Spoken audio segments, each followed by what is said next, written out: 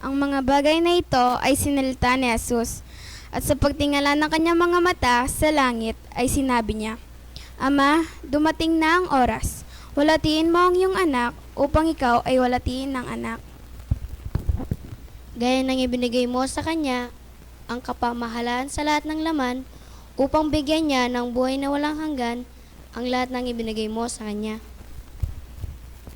At ito ang buhay na walang hanggan, na ikaw ay makilala nila na isang Diyos na tunay, at siyang iyong sinugo sa makatwid bagay si Jesucristo. Nilulahati kita sa lupa pagkaganap ko ng gawa na ipinagawa mo sa akin. At ngayon, Ama, walatiin mo ako sa iyo rin ng kalwalatiang aking tinamo sa iyo bago ang sanglibutan ay naging gayon. Ipinahayag ko ang iyong pangalan sa mga tao na ibinigay mo sa akin mula sa sanglibutan, sila iyo at sila ibinigay mo sa akin at tinupad nila ang iyong salita. Samantalang ako'y sumasa kanila, sapagkat ang mga saltang sa akin ay ibinigay mo at ibinigay ko sa kanila, at kanilang tinanggap at nangakilala nilang tunay na nagbuhat ako sa iyo at nagpaniwalang ikaw o nagsugo sa akin. Idinadalain ko sila, hindi ang sanglibutan ang idinadalangin ko, kundi ang mga sa akin ay ibinigay mo sapagkat sila ay iyo. At ang lahat ng mga bagay na iyo at ang mga iyo ay akin, at ako'y lumalahati sa kanila. At wala na ako sa sanglibutan, at ang mga ito ay nasa sanglibutan, at ako'y paririyan sa iyo, Amang banal, ingatan mo sila sa iyong pangalan. Iyang mga ibinigay mo sa akin, upang sila'y maging isa, na gaya naman natin. Samantalang ako'y sumasa kanila, at tiningatan ko sila sa iyong pangalan, yaong mga ibinigay mo sa akin, at sila'y binantayan ko, at isa man sa kanila'y walang napahamak, kundi ang anak ng kapahamakan upang matupad ang kasulatan. Ngunit ngayon ay napaririyan ako sa iyo, at sinalita ko ang mga bagay na ito sa sanglibutan, upang sila'y magpagtamo ng aking kagalakan ganap sa kanila rin. Ibinigay ko sa kanila ang iyong salita, at kinapuotan ni sila ng sanglibutan, at hindi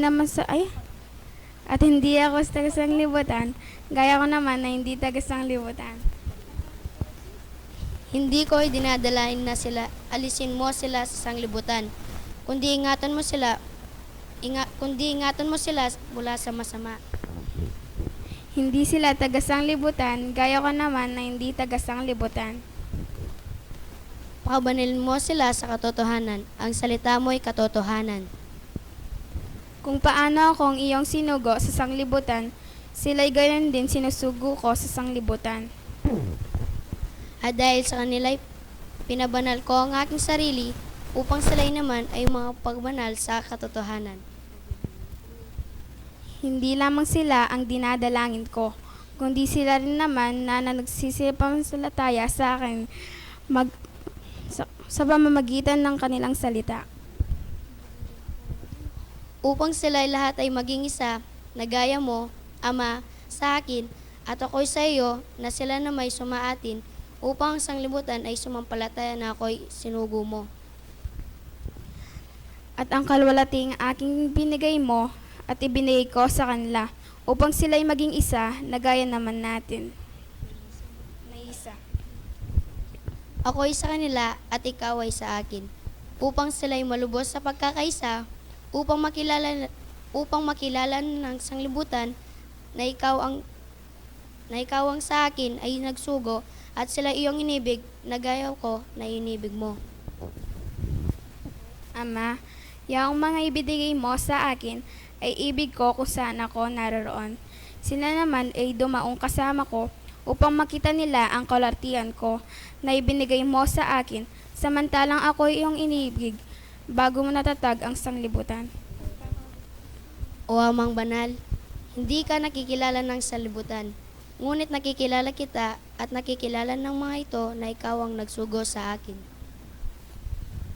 At ipakikilala ko sa kanila ang iyong pangalan, at ipakikilala ko, upang ang pag-ibig na sa akin ay inibig ko ay mapasa kanila at ako'y sa kanila.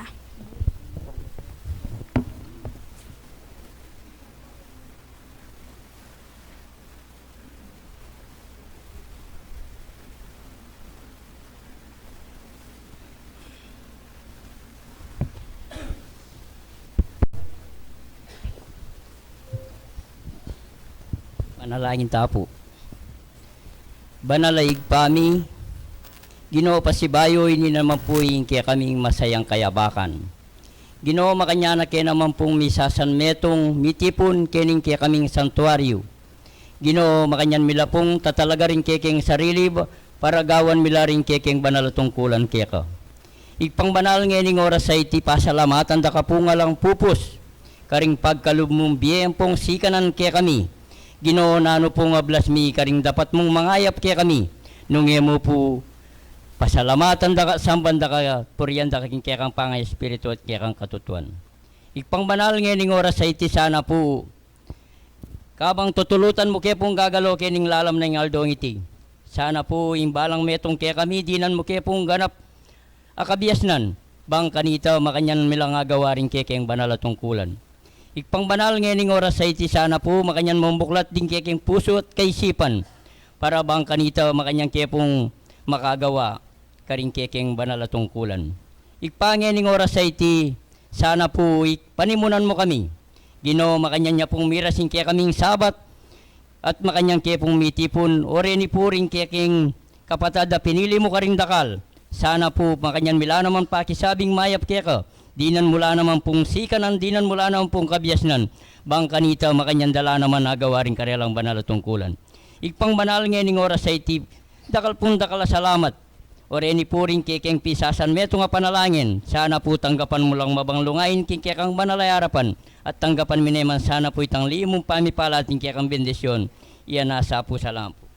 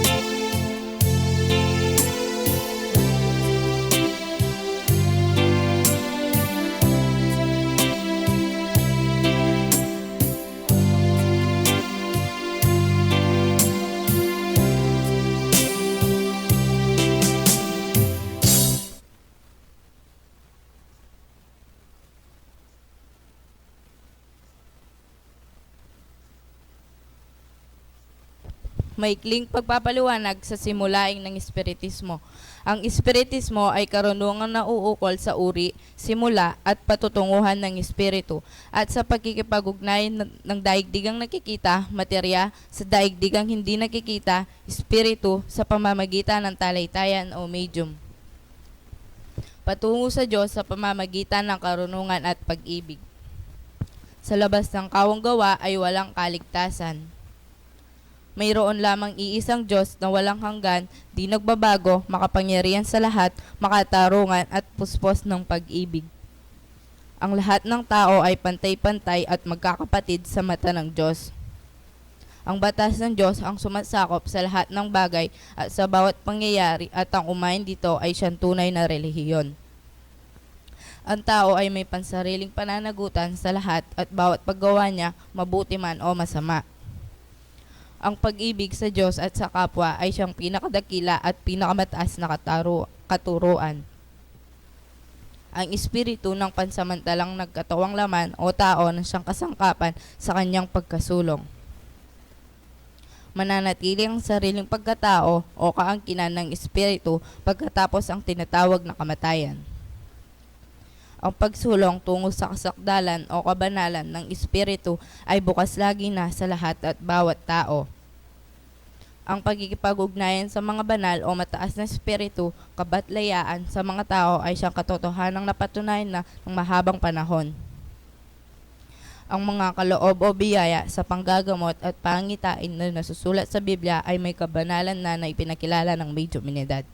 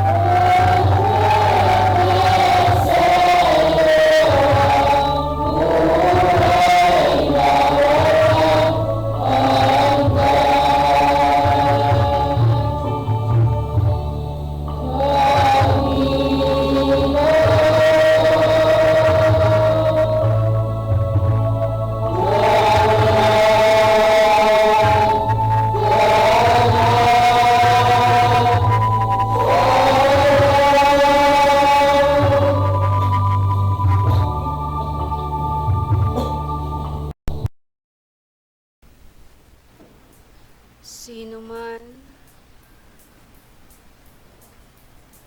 ang ipinanganak muli sa Espiritu, ito ay nangangahulugan ng ganap nagpapasakop sa kapangyarihan ng banal na Espiritu na may pagbabago matapos ang pagsisisi, sapagkat hanggat hindi lubusan nagbabago ang pag-iisip at damdamin ng tao sa mga bagay tungkol sa espiritual, wala siyang magiging bahagi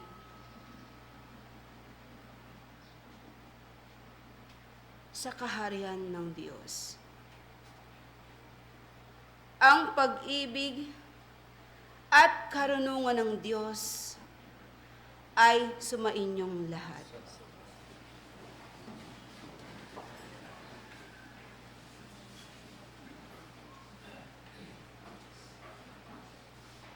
Maraming salamat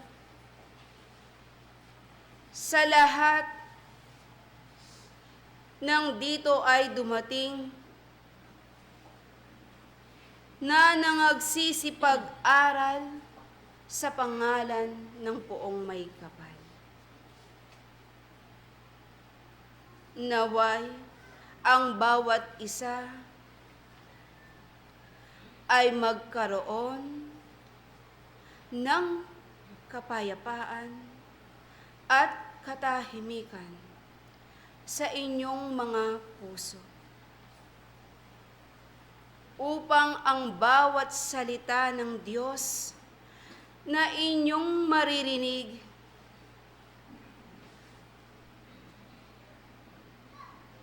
ay inyong malasahan at inyong gawin sa pamamagitan ng pagsunod sa kanyang mga alituntunin. Naway ang presensya ng Diyos, karunungan at ang kanyang pag-ibig ay sumainyong lahat at inyong damhin ang walang hanggang pag-ibig niya. Sapagkat kayong lahat narito'y nagpapagod, iisa lamang ang inyong hangarin. Iisa lamang ang inyong layunin. Isa lamang ang inyong ninanais. Ang lahat ay makapasok, makakita sa kaharian ng Diyos. Ngunit, paano nga ba ito magagawa ng tao?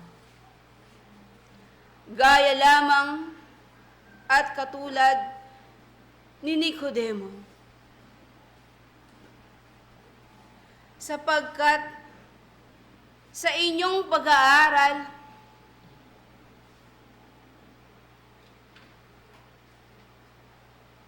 sa mga nananampalataya, isa sa pinakasaligan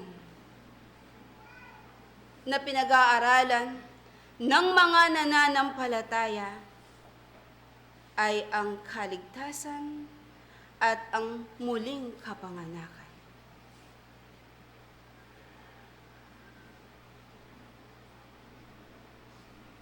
Subalit, marami ang hindi nakakaalam Ang katagang ito ay ginagamit ng marami. Dapat hindi nila lubusan maintindihan kung ano nga ba ang tunay na kahulugan. Gaya ni Nicodemo, siya ay nagtatanong kay Kristo, paano nga ba muling ipapanganak ang isang tao? Ito ba'y ipapasok o ibabalik sa kanyang sinapupunan ng isang ina? Si Nicodemo ay isang larawan ng isang taong mayroong pagtatalo sa kanyang kalooban sa pamamagitan ng paniniwala at pag-aalinlangan. Madalas kayong mga tao ay para rin katulad ni Nicodemo. Sa kabila ng inyong paniniwala sa Diyos, marami sa karamihan ay mayroong alinlangan. Lalo na sa pagkakataong dumarating sa inyong buhay ang mga bagay-bagay na nagbibigay ng kahinaan, kabiguan, at mga pasakit, maging ang iba-ibang problema.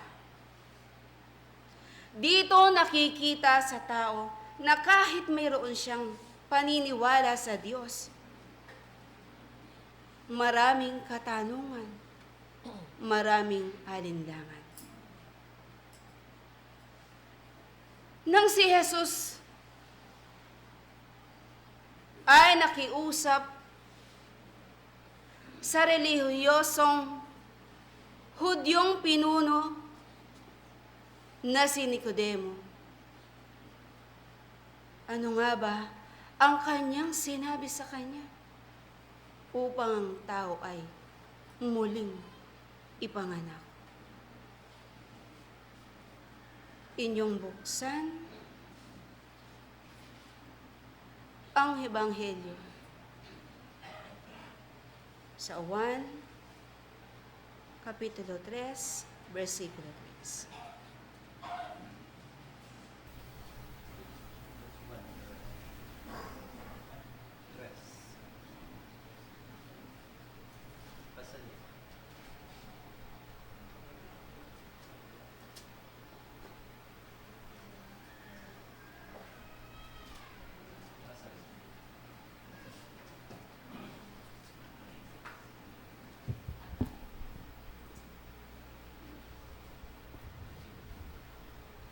Ito po ang nasasaad sa Biblia. Ang ipinanganak ng laman ay laman nga at ang ipinanganak ng espiritu ay espiritu nga. Nabasa na po. Yes. Tres. Sa tres, balik tayo sa tres. Sumagot si Jesus at sa kaniya'y sinabi, katotohanan, katotohanan, sinasabi ko sa iyo, maliban na ang tao'y ipanganak ng muli, ay hindi siya makakakita ng kaharian ng Diyos. Nabasa na po. Maraming salamat sa magandang balita at mensahe ng Diyos. Ang sabi ni Jesus, maliban na ipanganak muli ang isang tao, hindi niya makikita ang kaharian ng Diyos. Sa madaling salita, hanggat hindi lubusan nagbabago ang pag-iisip at damdamin ng tao sa mga bagay na tungkol sa espiritual, wala siyang magiging bahagi sa kaharian ng Diyos. Hindi niya makikita ang kaharian ng Diyos kung walang pagbabago. Ano nga ba ang kahulugan ng ipanganak muli? Bakit kailangan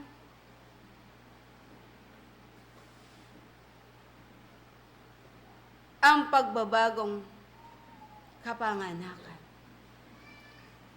Sapagkat ang tao ay likas na makasalanan.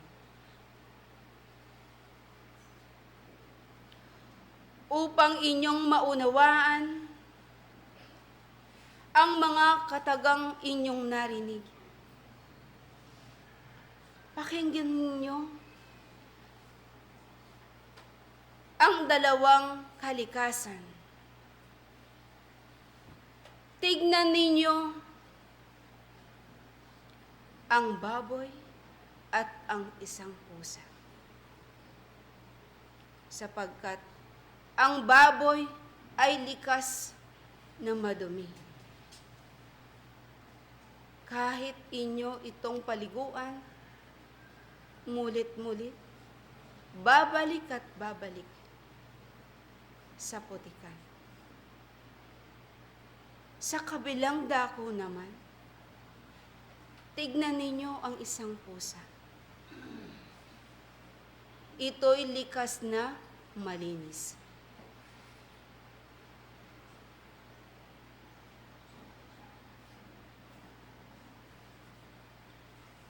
Palagian siyang naghihilamos sa pamamagitan ng kaniyang dila. Ang baboy at ang pusa ay magkaiba ang kalikasan, sapagkat magkaiba ang kanilang pagkilos. Tignan ninyo ang inyong mga sarili.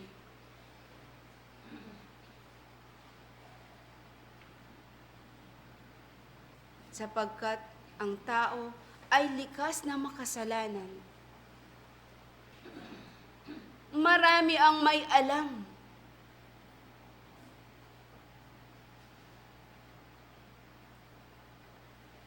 Ang nakakakilala sa mga alituntunin at pagsunod ng poong may kapal.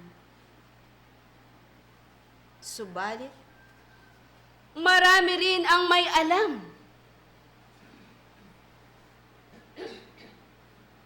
sa gawaing kamalian. Subalit, pilit itong ginagawa at binabalikan.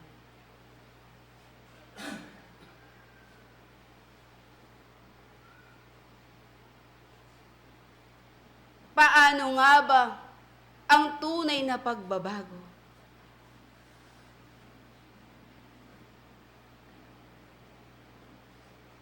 Ang sabi ng Panginoon, ang tunay na pagbabago ay makikita sa pamamagitan kung kayo ay ipinanganak sa tubig at sa Espiritu. Na ang ibig sabihin, ang tubig ang siyang salita ng Diyos. Mga kautusan, alituntunin. Sapagkat ang tubig na inyong nakikita ay maaaring maging panglinis sa inyong mga katawan. Maaaring magbigay ng kalakasan sa inyong katawan. Ganon din naman ang salita ng Diyos.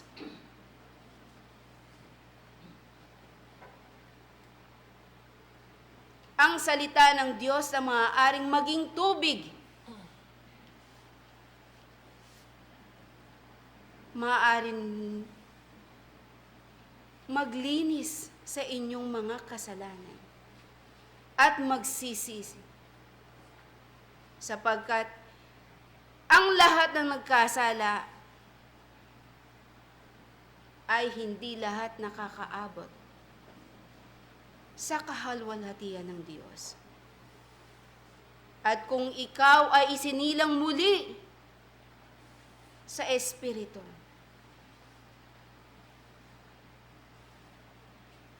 nangangahulugang ikaw ay nagpapasakop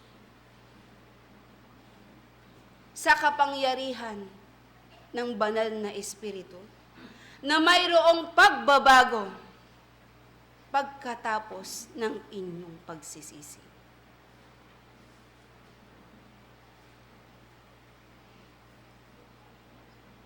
Subalit, ito'y makikitaan lamang ng tunay na pagbabago kung kayo ay tunay na mayroong pagtanggap kay Kristo Jesus.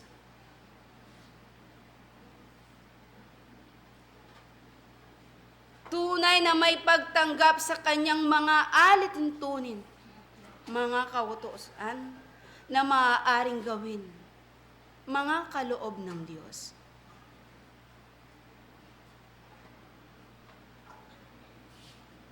Ngunit ang Panginoon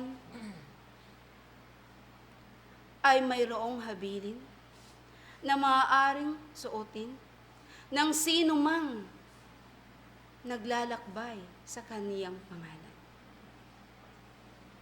upang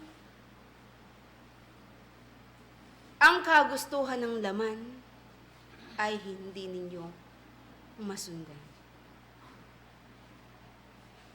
Ang huli ay sa Roma, Kapitulo 13, versikulo 14.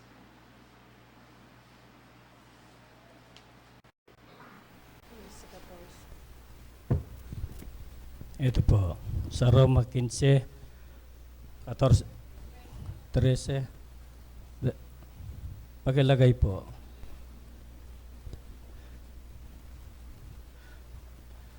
Puspusin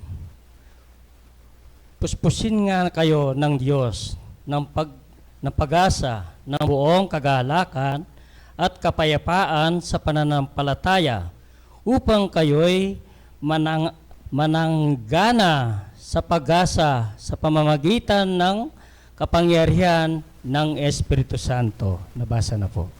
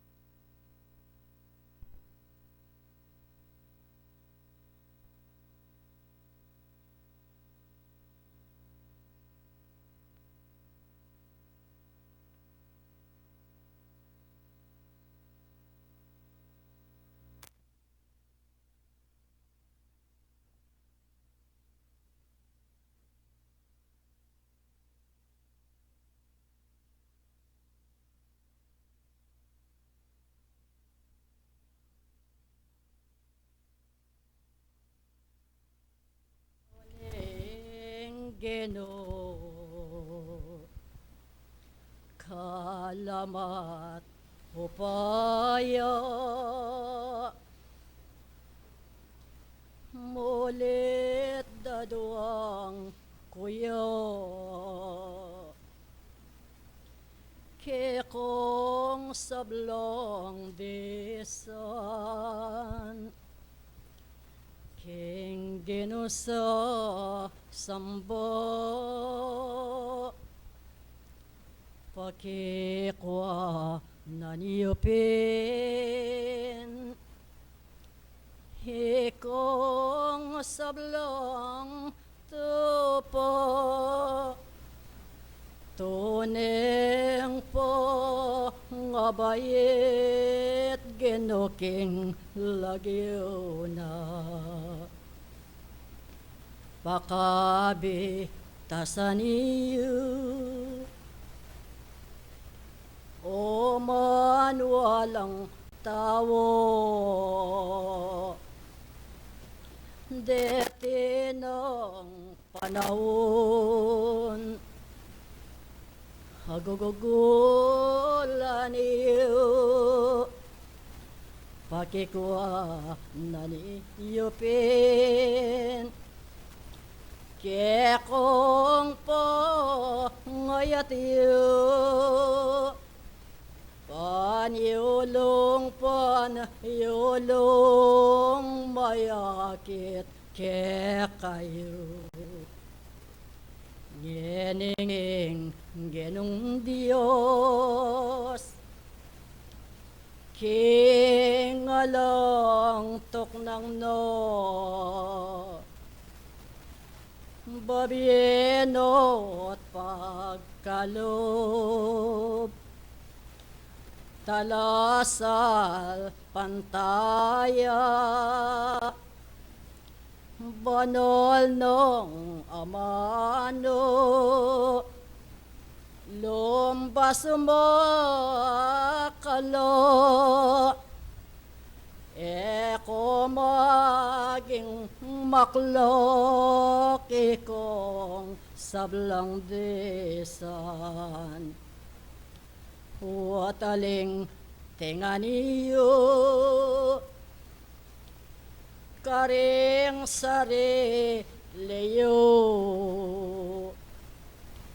detinggong panaral hababiening gino kapami latando ding banal ke kayo mayakit mabatiyo ang tune na kong bayo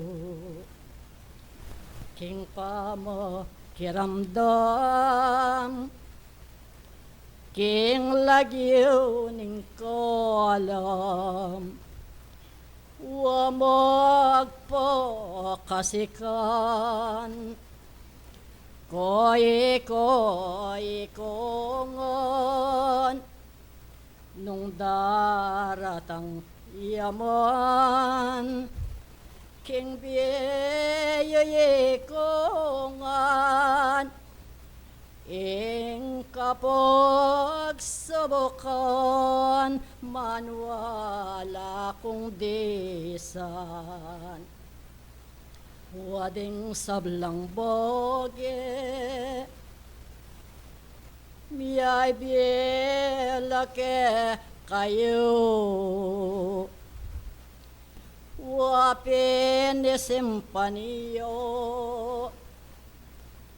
karing sari leyo deting ang gangaral hamiyabieke kayo ikong sablo magpakabiyas akong halang ka yang gonon king borining geno Ikong sabla-sabla, miyabeya be kayo, huwangening tinggapiye, Kristo king po soyo, pakikwa naniyupin nga nainggawa kayo. King buri ng Kristo, eyo ka kalingwan, King boyeng tanggapan, ing bia langanggon, ay tipain tunaniw, kayo'y kongon, bakong manatili, king kayang kandungan. Maglinis, ngononing delo ako. Magsiyosot, karing sa reliyo, nung mangay na laman, misanding puso yo, kasalpon tayo anon, balen ko'y aduan ko. Maniyawat ko king Diyos, kayo ikongan, mit mong katapatan, king ka sarilinon, kanitang Ginong Diyos, hibiye nakekongon, itanang sikanon, nakekong paintunan, king lagyo ning kolam, hakeko da ratong, metungo patibe, kaniyang kapanwalan, sumulong, king dapat yo'y kongon, banda na pakarin, wapin lumakad ngan, dengke kong sarili, pamaya paniyongan, king pamanya patiyo, king lagyo ning kalam, sablang dison, salamat kekongan, sareting demdamiyoying mitanam langan, kareting puso yo, bang mayokit kayo, ot eno mangay na, dating sariliyo, king lagyo namurin, ning po manwalayo, magtapat king katungkulan yu, panawo neyatiyo, kayo kekongon, waking balong saglit, ing mayakit kongon, king kapi babatan at mit mong baban yo itang burino ning maestrong malam nening mi bayit no dating sari leyo kayo be ng Kristo talasam bang reino wapin inggawan iyo at mabiyendap taniyo ing bore ng Kristo wamakia be kayo eti lang dimut biniye kong kasiwan king pomite ponyo sablak dison salamat salamat babiye ke kongan waye ko pay nawa kaniyang kapamintuan adios bendición que colo ganapia ot detang mo ngay no pasik nangan kulo king biang miabe king Dios mamentuyo ing bolong katawo magtapat no sana sino yuke kayo bano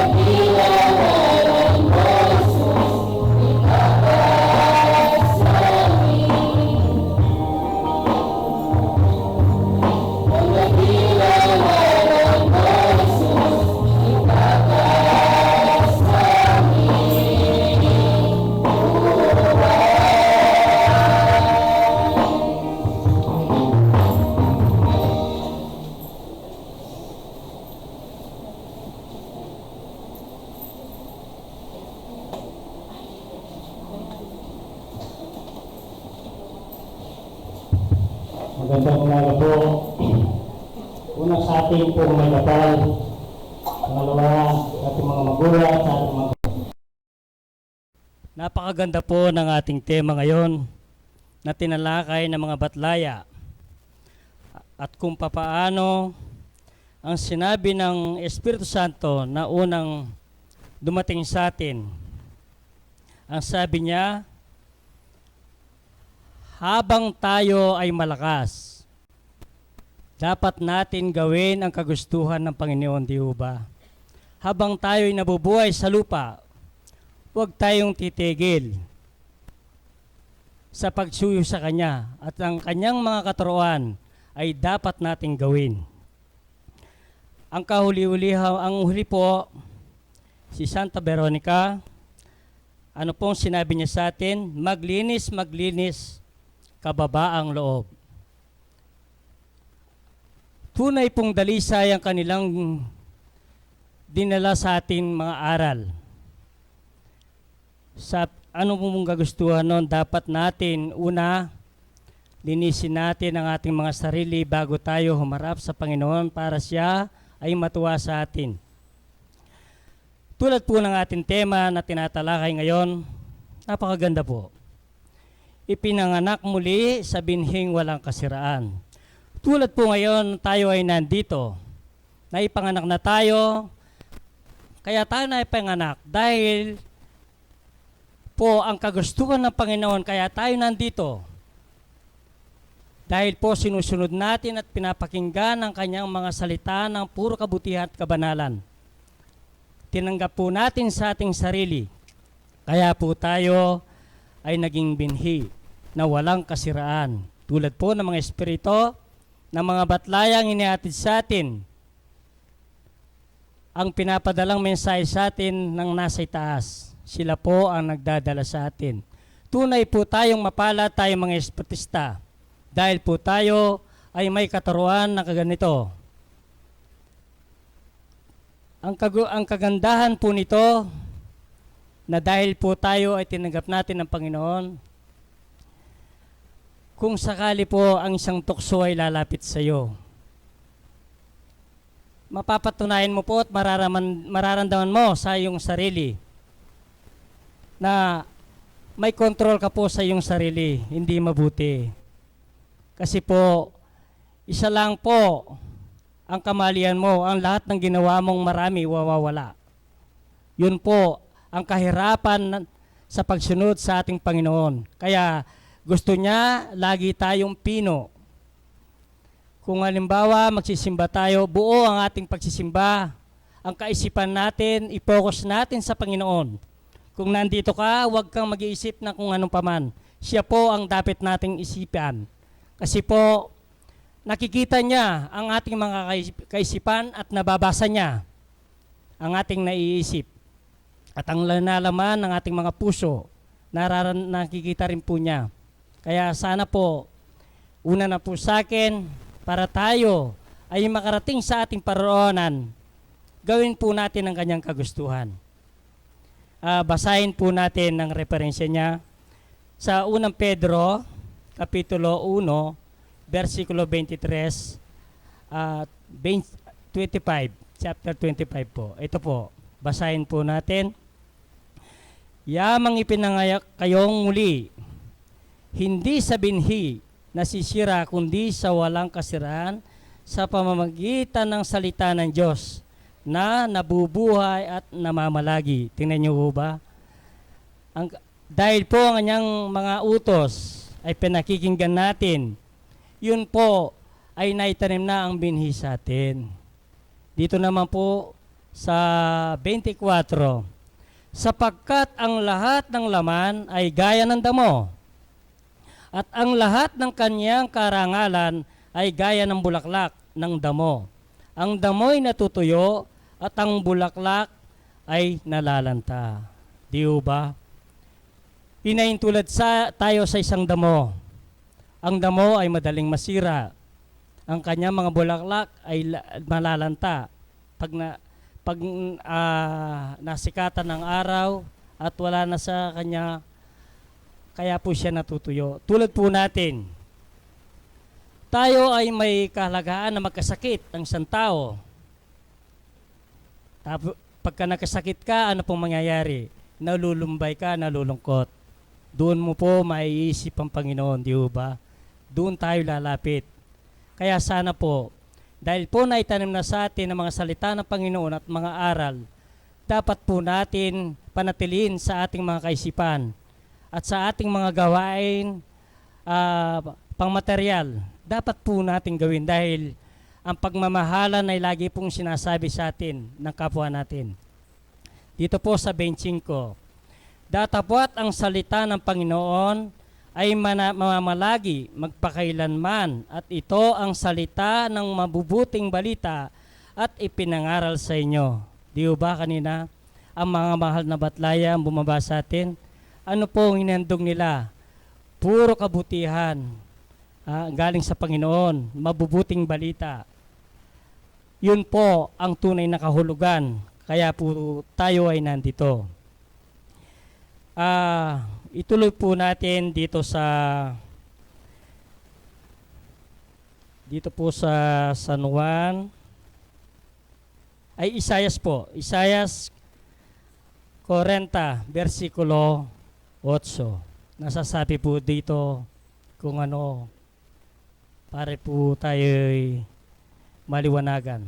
Isayas 40, kapitulo, versikulo 8. Ito po, ang damo ay natutuyo, ang bulaklak ay nalalanta, ngunit ang salita ng ating Diyos ay mamamalagi magpakailanman.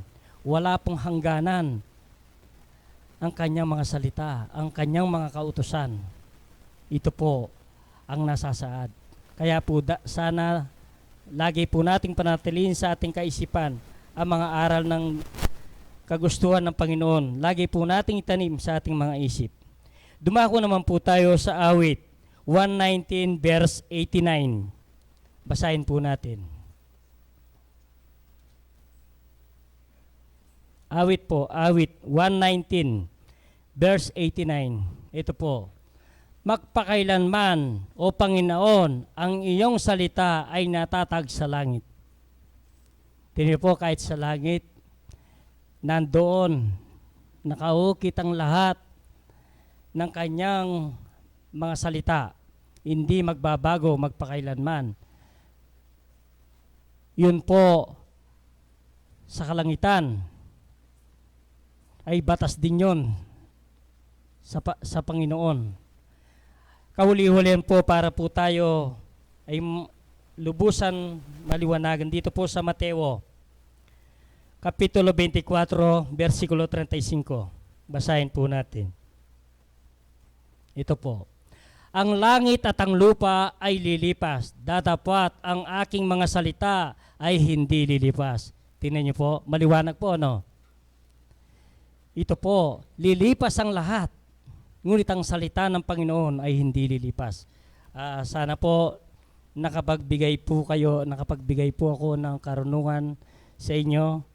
Sana po ilagay po natin sa ating kaisipan, sa ating puso, para po laging mamalagi ang ating Panginoon sa ating mga puso. Muli po'y binabalik ko na po ang mesa sa ating mamuntukan. Sana po'y lagi po nating panatilihin sa ating sarili ang pagmamahalan at kababaan ng loob para po lagi pong matutuwa ang ating Panginoon at lagi po niya tayong gagabayan. Maraming salamat po.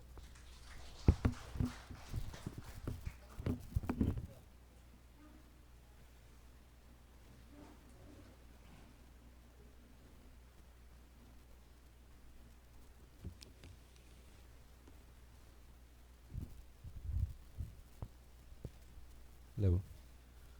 Magandang umaga po sa ating lahat. Una sa ating Panginoong Diyos na walang sawang sumusubaybay, nagkakaloob ng biyaya sa bawat isa sa atin.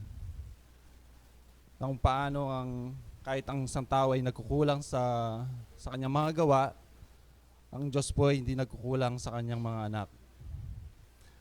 Atin pong pag-aralan na naman po ang magandang paksa sa araw na to na kung paanong ipinanganak na muli sa binhi ng walang kasiraan. Paano po ba yung tunay na ipinanganak na muli na binhi ng walang kasiraan? Ano po? Mayroon po bang ipinanganak na muli na may kasiraan?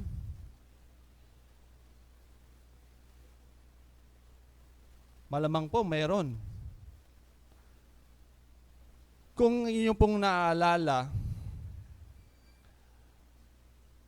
yung mga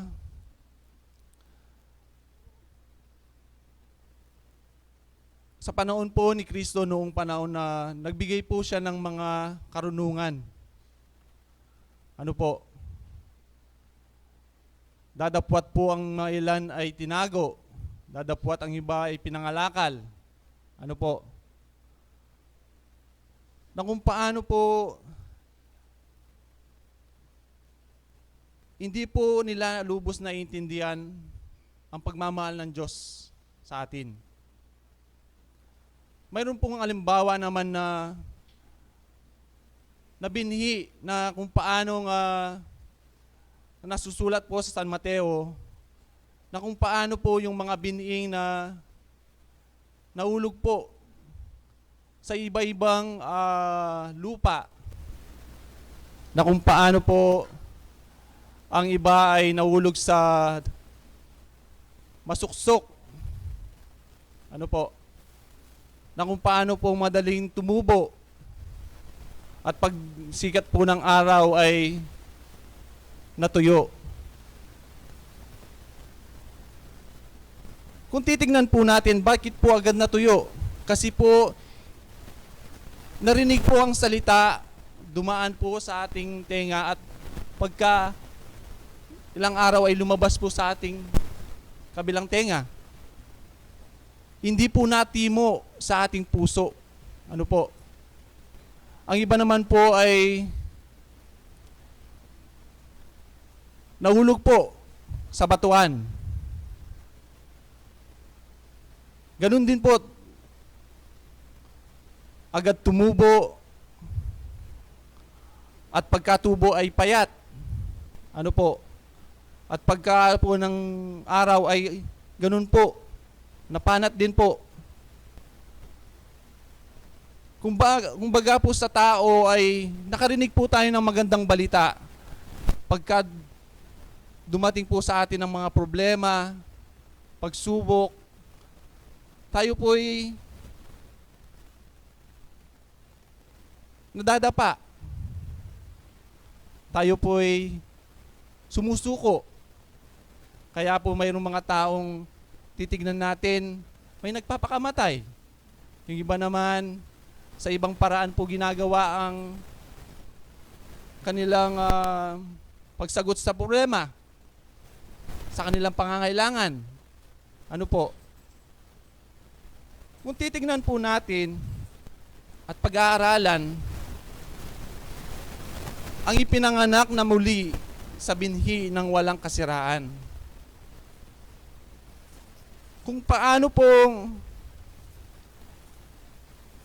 alimbawa lang po sa mga apostol po na pinili po ng ating Ama, na kung paano po kung talagang natimo ang tunay na binhi ng walang kasiraan sa kanila. Ano po? Kahit po sila'y alipustahin, ikulong, ang iba'y pinatay. Ano po? Hindi po sila sumuko.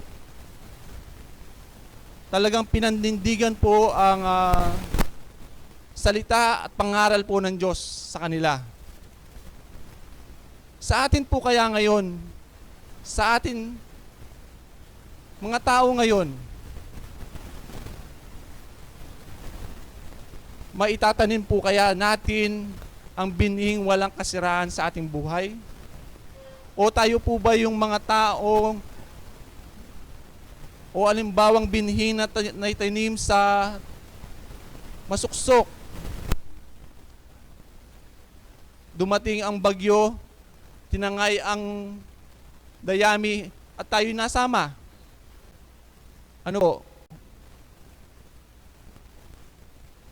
Atin pong pag-aralan ng masusi po sa ating pamumuhay ang salita ng Diyos. Hindi po ibig sabihin na tayo po pumunta ngayon sa araw ng Sabat. Ano po, kung po tayo po'y nakarinig ng salita ng Diyos, baka po tayo po'y nabibilang sa mga binhing nainis sa batuan o sa masuksok. Ano po? Tayo po kaya yung mga binhing ay tanim sa matabang lupa. Ano po? Na kung paano po inalimbawa ko po yung binhi, isang buto, sa isang tao. Na kung paano po, para-paraan po, mamumuhay ang isang tao. Dadapat, sa paraan po kaya ngayon ay naaayon, nararapat sa Diyos. Ano po? Pagka po tayo baka nakarinig tayo ng magandang balita ay gumagawa pa po tayo ng kasamaan, pagkukulang. Yun po ba ang tunay na nakarinig ng Diyos? Yun po ba ang tunay na ipinanganak sa binhi ng walang kasiraan? Ano po? Hindi po ako nagmamalinis dito na ibig sabihin na wala po akong kasalanan. Lahat po tayo nagkasala. Ano po? Sinasabi po sa Roma, ating pong talakayin sa Roma 3:10. Sabi po, 3:10, sabi po, gaya nga ng nasusulat, walang matuwid, wala kahit isa. Kahit man po ako dito na nagsasalita, hindi po ako matuwid. Nagkasala din po ako. Pero akin pong pinipilit sa ating paksa ngayon na sana ako na po o isa na rin po ako yung ipinanganak sa tunay na binhi ng walang kasiraan. Ano po? Ulitin po natin na kung paano talagang wala pong matuwid. Ang lahat po ay nagkasala sa Roma 3:23. Sapagkat ang lahat ay nagkasala nga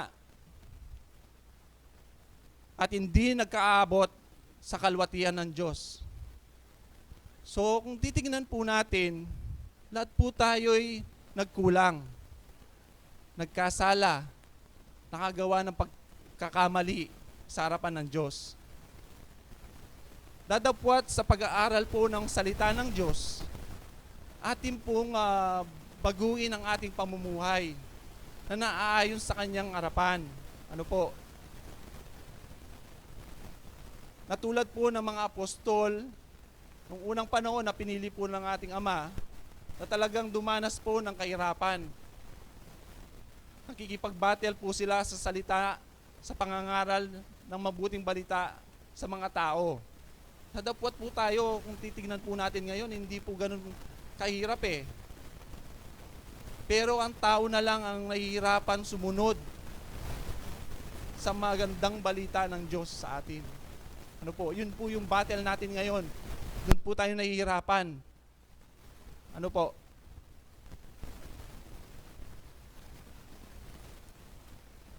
Sa anong paraan po tayo makakasumpong sa kagustuhan ng Diyos sa atin upang matimo ang tunay na binhi walang kasiraan sa atin upang ipanganak sa ating buhay. Ano po? Tingnan po natin sa Gawa sa 17:30. Gawa 17:30.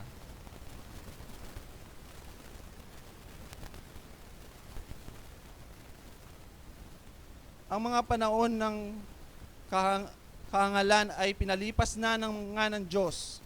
Datapwat ngayoy ipinag-uutos niya sa mga tao ng mga nagsisi silang lahat sa lahat ng dako. Sa lahat ng dako, ibig po sabihin, talagang lahat po ay nagkasala. Ibig po sabihin, kung tayo po ay nagkulang, nagkasala sa Kanya, tayo po ay magsisi sa ating mga pagkukulang. Ano po? Paraan po ng pagbabalik loob sa Kanya. Tayo po ay magsisi. Suko po natin ang ating sarili sa ating pagkukulang sa Kanya upang tayo ay gabayan ng puong may kapal.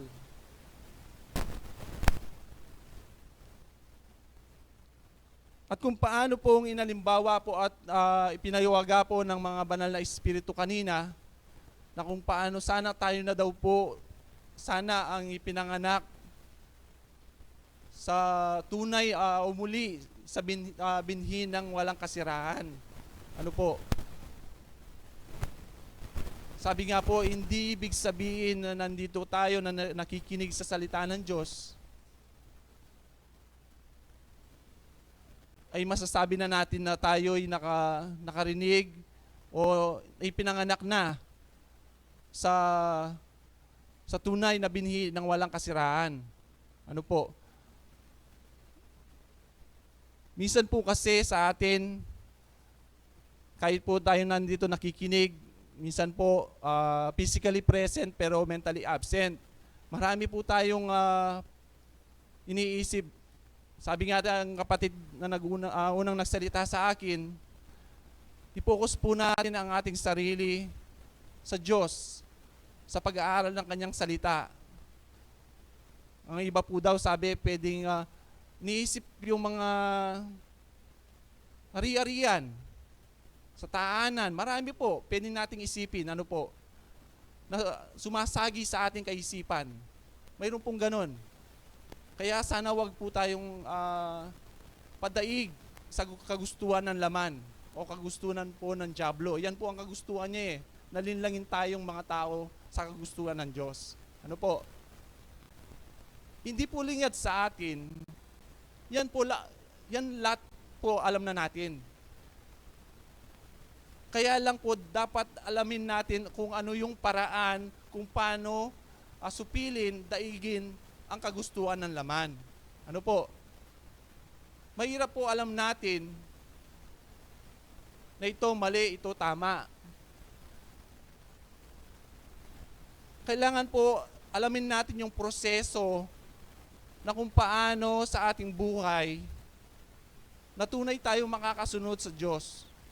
Ano po, hindi po ibig sabihin sa akin ngayon ay, o sa ating mga kapatid na ng iba nagpastor, ng iba nagmadre, etc., na nakakasunod sila. Sa kapararan po ng kaisipan ng tao, pwede po natin matawag ang kagustuhan ng Diyos. Ano po? Pag-aralan po natin ang para-paraan kung paano natin madaig ang kagustuhan ng laman. Sabi po dito sa Pedro, unang Pedro 4:2.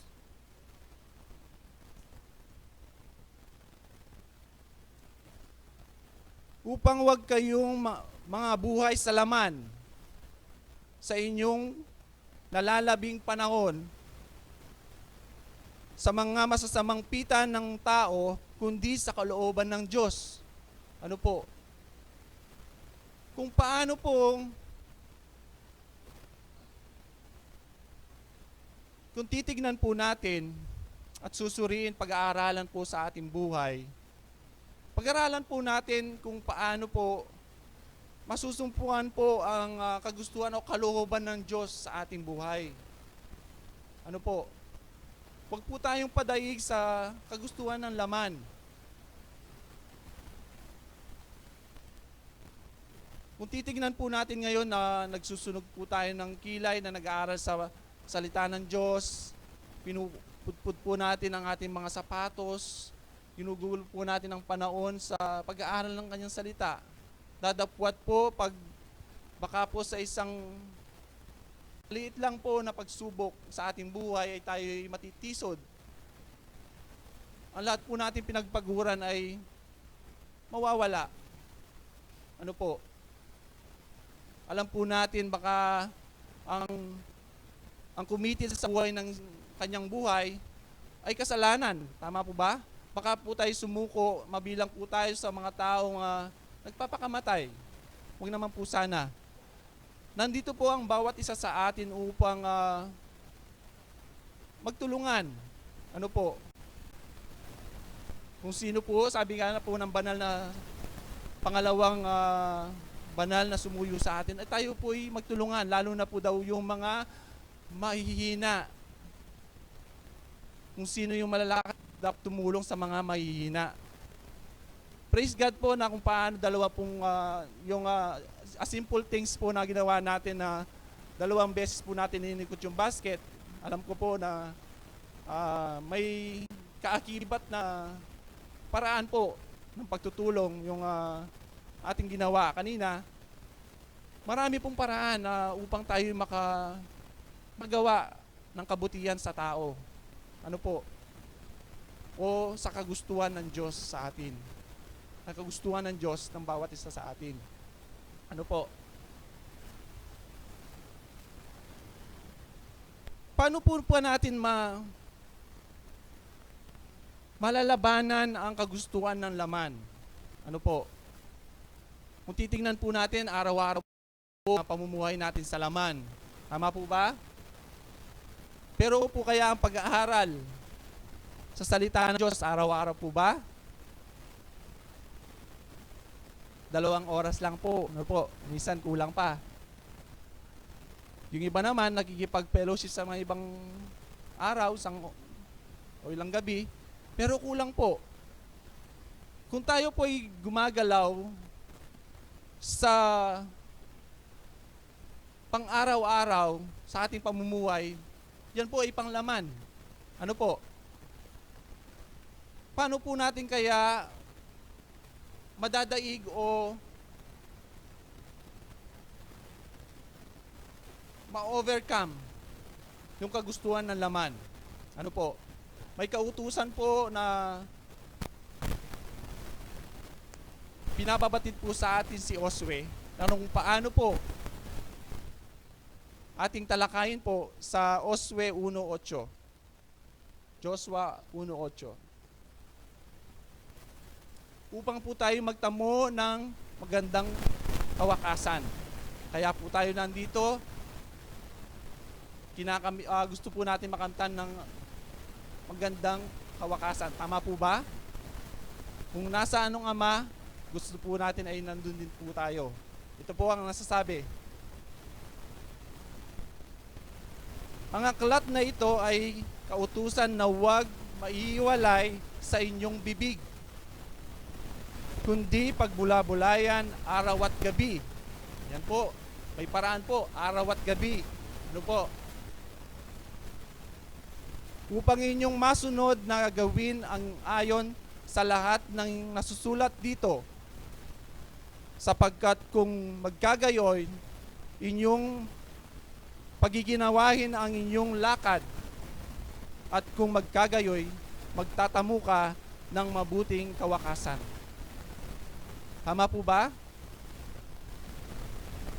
Sa ngayon po, nagagawa po kaya natin ito? Mahirap po, no? Ako po, honestly speaking, nahihirapan po ako dito. Nagagawa ko lang tuwing umaga. Paggabi, pagod na ako.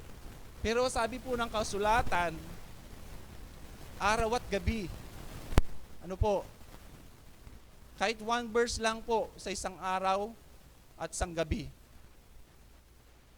Yan po ang paraan ng paglaban sa kagustuhan ng laman. Sabi nga po ng kapatid, Baka dumaan sa inyo yung tukso na wala kang panlaban, agad kang kumakapit. Agad kang nadadaig. Tama po ba? Sa atin po, sa ating pamumuhay, may nagturo po ba sa atin o ang ating mga magulang na magsinungaling?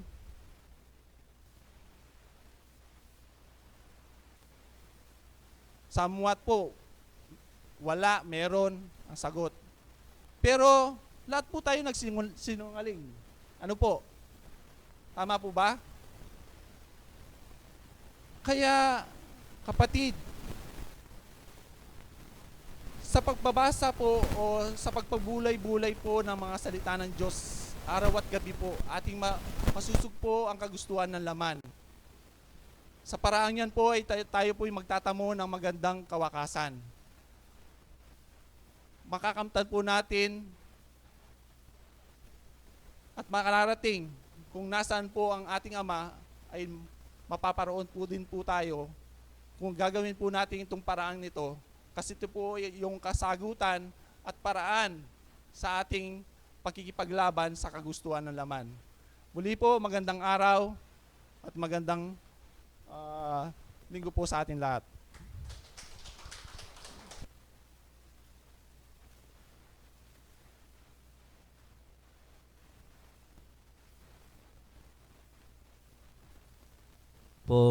Maraming salamat po sa ating pong mga naging tagapagsalita po sa umagang ito. At pinupuri po natin ang ating mahal na Panginoon sa oras na ito. At pinapasalamatan din po natin ang ating Diyos sa mga biyayang pinagkakaloob po niya sa atin.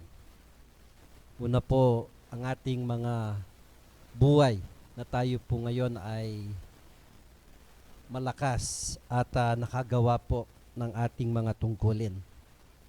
Yan po ang ating mga obligasyon bilang mananampalataya, na tayo po ay magkakaroon ng pagtitipon sa araw po ng ating itinakda upang tayo po ay makarinig ng mga salita ng ating Panginoon. Nawa naman po sana ang ating mga sarili sa umagang ito ay nahihanda ho natin na sa ilang oras po nating pananatili o dito, na talagang ang ating pong oras ay binibigay po natin sa ating Diyos. Ang mga salita po na ibinigay sa atin ng ating mga naging tagapagsalita at ang bigay po ng banal na batlaya, na sila pong nagpapatunay na kung ano po yung dapat gawin ng isang mananampalataya. Kaya po ang ating mga lakad, ang ating pong mga ginagawang ito ay bahagi po ng ating buhay. Dahil tayo po ay nagpupumilit na gumawa dun sa kagustuhan at dun sa ating mga natutunan.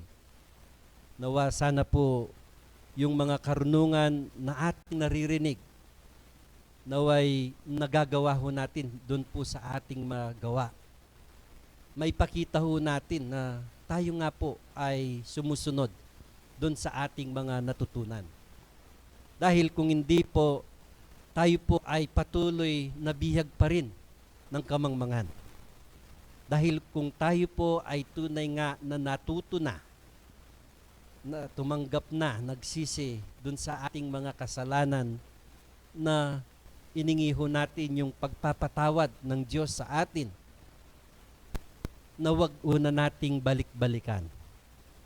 Yun po ang ating malimit na gawin ng isang mananampalataya.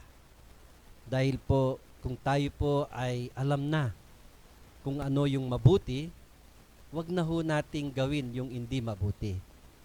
Dahil po tayo'y kawawa pagdating ng panahon. Dahil po, ang mga pagsubok at balakid sa ating buhay, yan po oras-oras nandyan ho yan.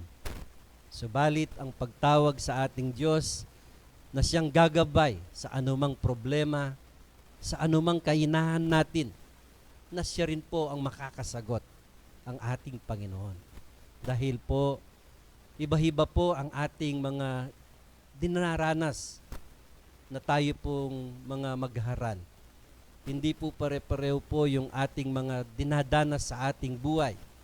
Kung minsan nga po yung iba ay kahit na po sila ay mayaman, kahit po tayo ay nasa atin ng lahat ng yaman, isang bagay lamang po ang mayroon sa atin, yung may karandaman ka, baliwala lang po yun.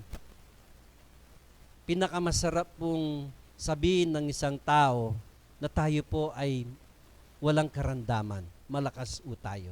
Yun po ay isang biyaya na ito po ay binibigay po sa atin ng Diyos. Yung yaman po, karagdagan lamang po na ibinibigay po sa atin yan. Dahil po, ang totoong yaman ho natin, ito pong katawang ito, na pangalagahan ho natin ang sarili natin upang tayo po ay hindi tayo magkaroon ng anumang karandaman.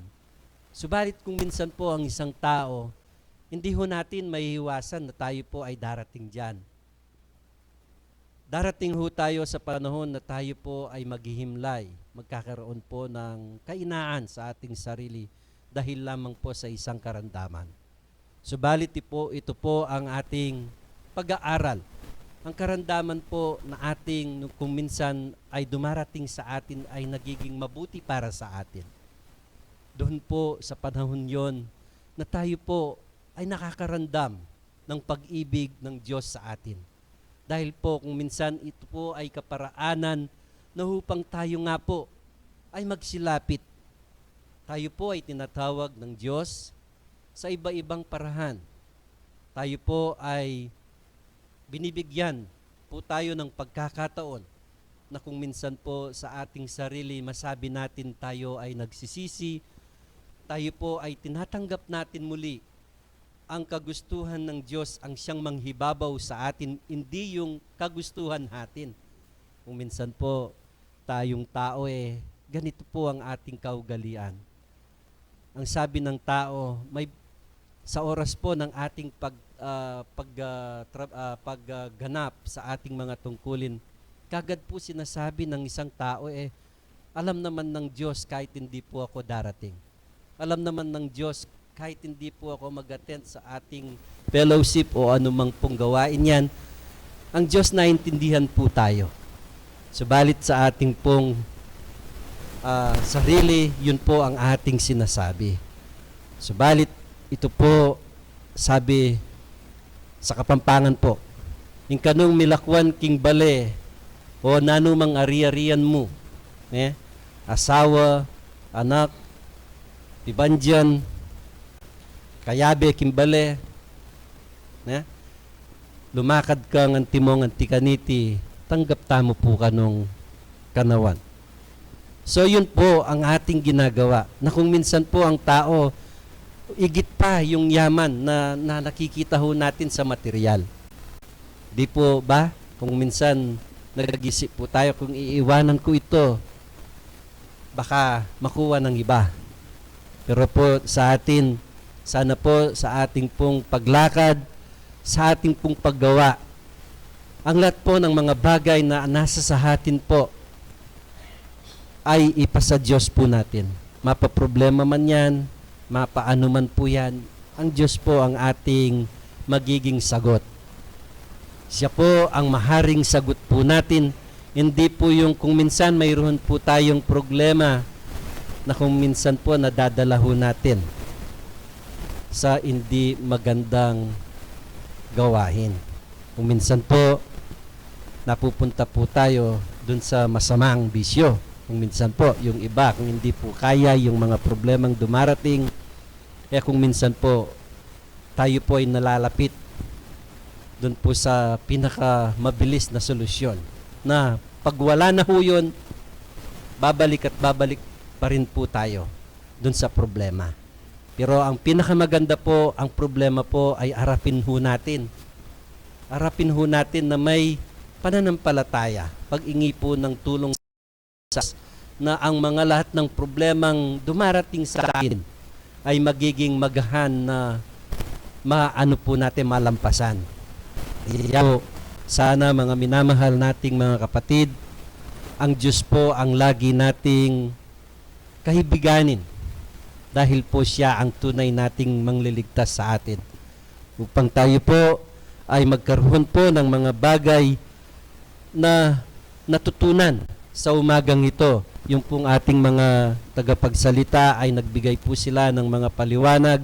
Ang banal na Espiritu ay nagbigay din pong patutuo sa Ebanghelyo. Nawa naman po sana'y ating magawa. May apply ho natin sa ating mga buhay-buhay po. Sa oras-oras na ating paggalaw, na tanging ang Diyos lamang po ang siyang ating hingihan ng mga tulong. Sa umaga pong ito, nagkaroon po tayo ng nagpaikot po tayo ng 2 beses doon po sa basket. Dahil po yung ating magulang na isa rin po siyang miyembro po ng ating pananampalataya. Subalit po nung siya ay tumanda na, ay hindi na po siya nakakapunta o nakakapag-present po dito po sa ating pagtitipon. Subalit po yun, nung malakas siya, yung kanyang upuhan doon po sa bandang likuran. At dahil po yan ay matanda na, 89 years old na po siya po ay pumaw na. Kaya po nagkaroon po tayo ng pangalawang basket para mahitulong po natin. Yun po ang ating pagtutulungan po at ang unang basket po na ating pong 4,889 po. So yun po ang ating mga collection po ngayong umagang ito. Yung pong mga collection ho natin po ay nakagaya po yung naglilingkod. No? Huwag niyo hong masabi na kami po sana ay nagkakaroon po dun po sa ating mga pagtulong-tulong. Kasama niyo po kaming tumutulong. No? Kaya po sana yung pong ating inghin sa ating mahal na Panginoon, yung pong kalakasan natin ay ibigay po sa atin. Yun po ang pinakamahinam at pinakamagandang maganda po sa atin. Yung lakas po natin nandito pa. Yun po ang ating pong pagharal ngayon sa umagang ito. At sa susunod pong linggo po, 22 po yung mga kapatid po nating kabataan. Mayroon po silang palian ng mga mananulumpati, yung pong ating mga participant dito, yung ating pong kabataan sa September 22. Umaga po. Sabado po yun. Opo. At sa susunod pong linggo ay September 9 po, pangalawang linggo po ng Setyembre, yung pong ating kapatid, tuwing pong second Sunday, tuloy po siguro to na ate, okay po. So sa susunod pong linggo, alahuna po yung ating pag-alis dito, tayo po ay pupunta dun sa ating kapatid na Sister Alice upang magkaroon po ng spiritual session dun sa kanilang tahanan dun sa Magalang, Pampanga. So ito po ang ating umaga. Tayo po ay muling binabati ko po kayo ng magandang umaga at God to be glory at maraming salamat po.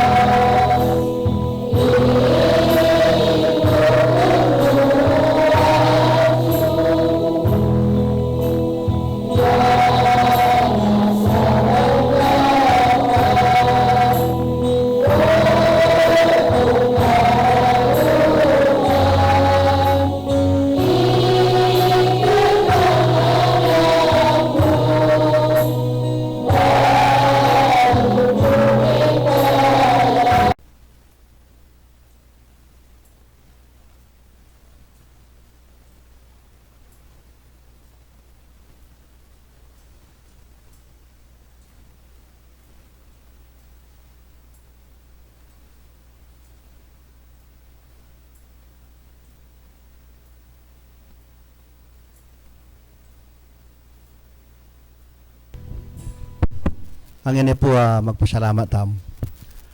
Malugod at malam maki kaming igpa. Pasibayo makanyang king kukulait manyawad magsabing mayap king malmong harapan. Ikaming kakapatad. Giron Diyos nga pong mayari na yung kaming pamanyam ba Diyos ko, tulutan mong kanyang lasanang midapo ka rin dulang daring kaming puso rin kaya kangamano. Bang kanita ka rin aldo bukas giron Diyos mo kanyang kiyang malayang makagalaw ka rin kaming katungkulan kaya kaigpa. Ginuda ka pong nakalasalamat anong makananong drinan kiyang biyang pong siganan malaya kiyang gagalaw ka rin kaming katungkulan kaya ka. Tulutan mong ka rin aldo bukas Diyos ko makanyang kiyang dinampir sampung siganan. Bang kanita giron Diyos makanyang kiyang malayang makagalaw at apasulong miyang kiyang kasalpantayan ng giron Diyos. Ikpambanali kami ang dinan mong tungkulan giron Diyos makanyang mukiyang puluran kiyang mapaling lugod. Giron Diyos dinan kiyang pamisasan metong karing kaming sarili. Bang kanita giron Diyos makanyang daka nga patula. Giron Diyos alala pong pupos din kaming pamipuri ang pumpayang pasalamat kan dapat mong mangayap kaya kami ginunani nga blas mi kareti. Ginunang yang munsuywan da kang pumintuan sa banda ka king pang-espiritu ang pong king katatuan. Giron Diyos nga ni pong mayari ni king pamanyam ba mikakawani kami kiyang mikakapatad. Muli pa si bayo ko rin kaya kaming balang ko buntok nangan Diyos ko makanyan ming bendisyonan ng balang metong at metong kaya kami.